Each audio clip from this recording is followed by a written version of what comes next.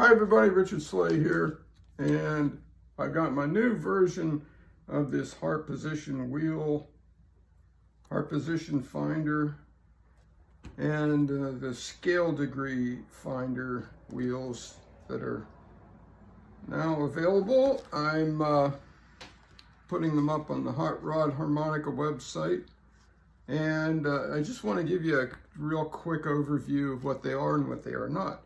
These cards are not apps.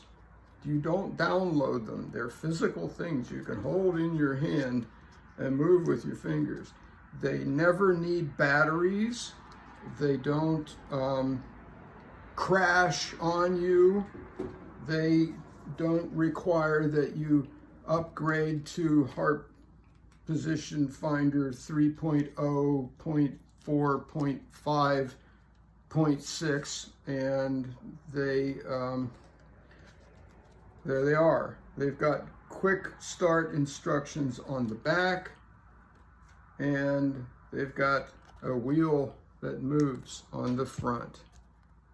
Okay, and I'm going to be doing a Zoom seminar on these things because they do so many different things. It's hard to explain in a few minutes what they can do. But the main thing is they help you explore music theory, and they help you explore different flavors on the harmonica. So I'm going to show you a quick demonstration of something that I did with Hank Williams tune in just a second, but that's the overview. They are now two separate cards. I tried doing this as a double-sided card, and I found that, well, for one thing, there were songwriters and guitar players who wanted the scale degree finder, and the other thing is that I found that I personally wanted to be able to have both of these out and to be able to go back and forth instead of flipping the card over. So I find them more useful as two separate cards. So there you go. Now let's take a look at that tune I was talking about. Okay, folks, we're going to take a little tour of how you can use these wheels, the Harp Position Finder and the Scale Degree Finder, to analyze songs and do things like transpose a chord chart. So I'm just using a real simple set of changes here.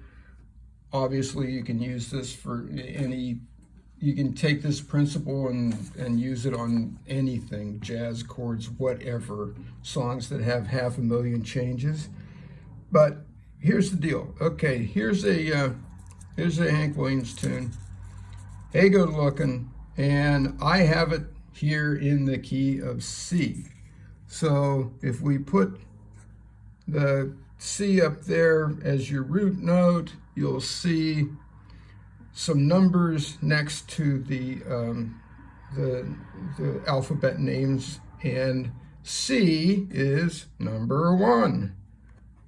D here is number 2, and G is 5. So this tune here has a this verse here has what you call a 2-5-1 progression. There's the D, that's the 2, there's your 5, there's your 1. And the first part of it is the root chord. So here we go. I'm going to play it on the guitar, and it will sound like this. Hey, good looking, what you got cooking? How's about cooking something up with me? All right, now let's say we want to play that in the key of D. So here's what you do. Put the guitar down, Now I'm going to move this wheel to put the D up there for your root note. And now we've got these numbers here. I put the numbers next to the chord. There's your 1 chord, there's your 2 chord, there's your 5 chord. Back to the 1 chord. So now the 1 chord is a D. The 2 chord is an E. And the 5 chord is an A. And then back to the root chord. In this case, we've changed it to the key of D. So now, pick up the guitar.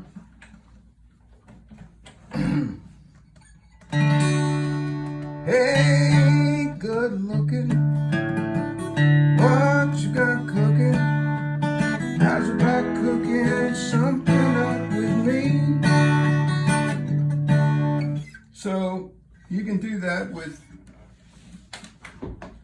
any chord chart you have. If you start with this process of put your root note here, and then go through the chart, and whatever the chords are in the song, just write the numbers down next to the chords on your chart. And then when you change the key, then you've got all your new chords, roots, already lined up with the numbers.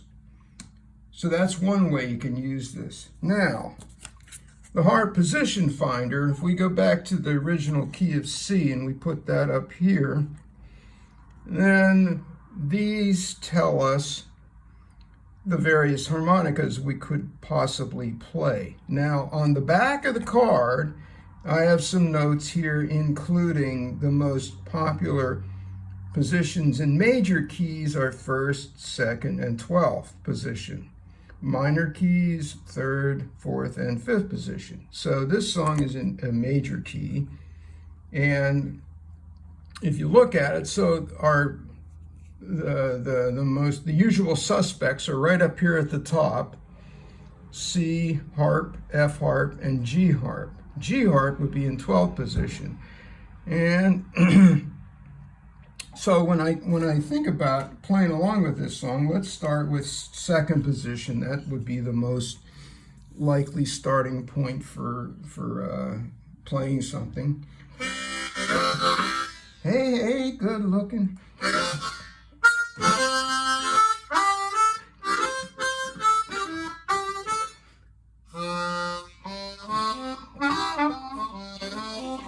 So I'm just messing around trying to figure out what to do with this thing.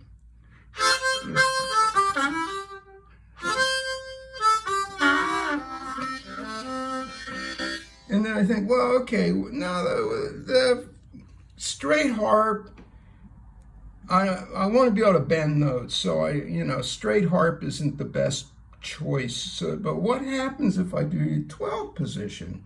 And I think about it, okay, so you got 12th position. That is a G harp playing in the key of C.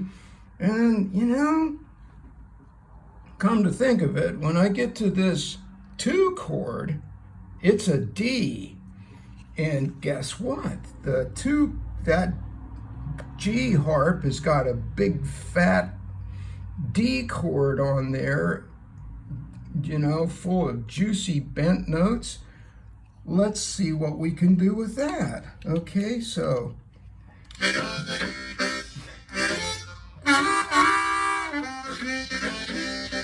that's on the F harp. Now switch over to the G harp.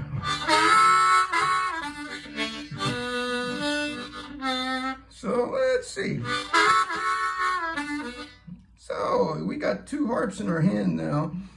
We go back to it and try it again.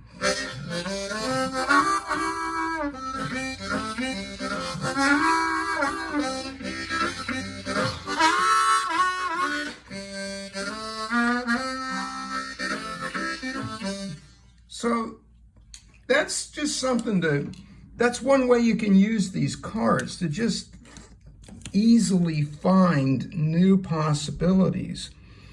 And when you get into other, the minor chords and the minor keys and all that other stuff, then there's lots of other possibilities come up. But this is just a simple example using this one verse of a Hank Williams tune. So there you go. That gives you one example. And when I do the Zoom session on these cards, I'm going to be doing lots of examples to give you lots more ideas on how to use these wheels.